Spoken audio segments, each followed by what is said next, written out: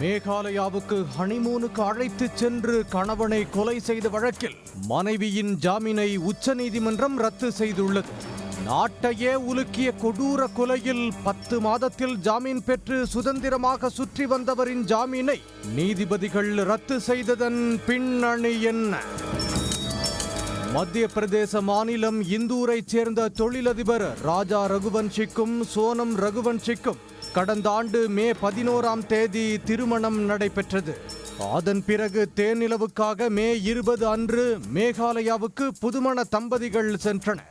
மே 23 முதல் புதுமண தம்பதி மாயமான நிலையில் ஜூன் 2ஆம் தேதி ராஜா ரகுவன்ஷியின் சிதைந்த உடல் ஆழமான பள்ளத்தாக்கு பகுதியில் இருந்து கண்டெடுக்கப்பட்டது. காவல்துறையினர் நடத்திய தீவிர விசாரணையில் சோனம் தனது காதலன் ராஜ்சிங் குஷ்வாகா மற்றும் கூலிப்படையினருடன் சேர்ந்து கணவரை கொலை செய்தது அம்பலமானது. இந்த வழக்கில் கைது செய்யப்பட்ட சோனம் சுமார் 10 மாதங்கள் ஷில்லாங் மாவட்ட மத்திய சிறையில் அடைக்கப்பட்டிருந்தார். கடந்த ஏப்ரல் 27ஆம் தேதி ஷில்லாங் மாவட்ட நீதிமன்றம் சோனத்திற்கு ஜாமீன் வழங்கியது. நாட்டையே உலுக்கிய கொலை வழக்கில் சோனத்திற்கு ஜாமீன் வழங்கப்பட்டது பெரும் அதிர்ச்சியை ஏற்படுத்தியது.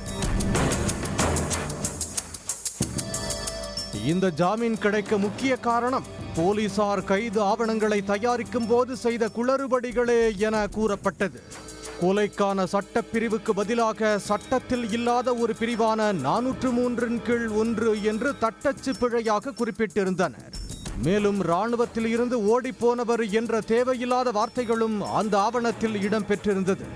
கைதுக்கான முறையான காரணங்கள் குற்றவாளிக்கு தெரிவிக்கப்படவில்லை என்ற சட்ட விதி அடிப்படையின் கீழ் நீதிமன்றம் வழங்கிய இந்த ஜாமீனை கடந்த ஜூன் 29 அன்று மேகாலயா உயர்நீதிமன்றமும் உறுதி செய்தது.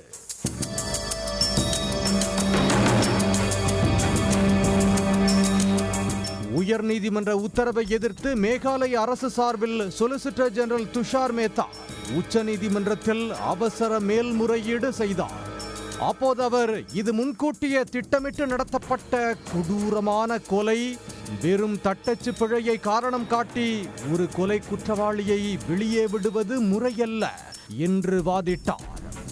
இந்த வழக்கு உச்சநீதிமன்றத்தில் மீண்டும் விசாரணைக்கு வந்தபோது மேகாலய உயர்நீதிமன்றத்தின் தீர்ப்பு குறித்து தங்களுக்கு சில மாற்று கருத்துகள் இருந்த போதிலும் குற்றவாளி ஏற்கனவே சிறையில் இருந்து வெளியே வந்துவிட்டதால் தற்போது அவரது ஜாமீனுக்கு இடைக்கால தடை விதிக்க முடியாது என கூறி வழக்கை ஒத்திவைத்தனர்.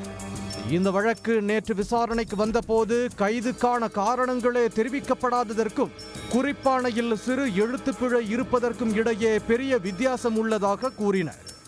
எனவே தொழில்நுட்ப பிழையை காரணம் காட்டி சோனத்திற்கு ஜாமீன் வழங்கியது தவறானது.